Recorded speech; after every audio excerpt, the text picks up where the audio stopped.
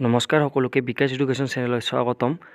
ব্যঞ্জন বৰ্ণমালাৰ পৰা কেনেদৰে আপোনালোকে ইংলিছত লিখিব পাৰিব তাৰে এটি ভিডিঅ' আপোনালোকৰ বাবে লৈ আহিছোঁ। ক আখৰটো আমি ইংৰাজী লিখিবলৈ ব্যৱহাৰ কৰিম কে।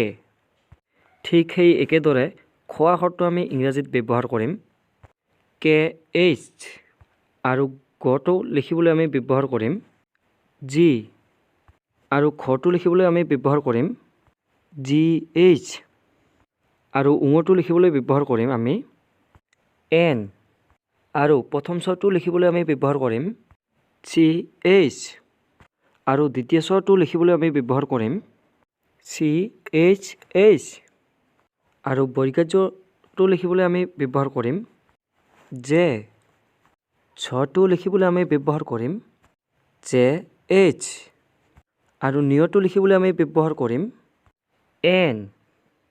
ঠিক সেইদৰে মধ্যাহ্নৰ তটো লিখিবলৈ আমি ব্যৱহাৰ কৰিম টি, মধ্যাহ্নৰ থটো আমি লিখিবলৈ ব্যৱহাৰ কৰিম টি এইচ, মধ্যাহ্নৰ দটো লিখিবলৈ আমি ব্যৱহাৰ কৰিম ডি, আৰু মধ্যাহ্নৰ থটো লিখিবলৈ আমি ব্যৱহাৰ কৰিম ডি এইচ, আৰু মধ্যাহ্নৰটো লিখিবলৈ আমি ব্যৱহাৰ কৰিম এন।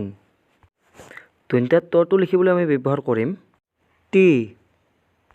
ঠিক সেইদৰে দন্ত্যাৰ থটো লিখিবলৈ আমি ব্যৱহাৰ কৰিম টি এইচ, দন্ত্যাৰ দটো লিখিবলৈ আমি ব্যৱহাৰ কৰিম ডি, দন্ত্যাৰ থটো লিখিবলৈ আমি ব্যৱহাৰ কৰিম ডি এইচ, দন্ত্যাৰ নটো লিখিবলৈ আমি ব্যৱহাৰ কৰিম এন, পটো লিখিবলৈ আমি ব্যৱহাৰ কৰিম পি, ফটো লিখিবলৈ আমি ব্যৱহাৰ কৰিম পি এইচ, বা আমি এফ ব্যৱহাৰ কৰিব পাৰোঁ।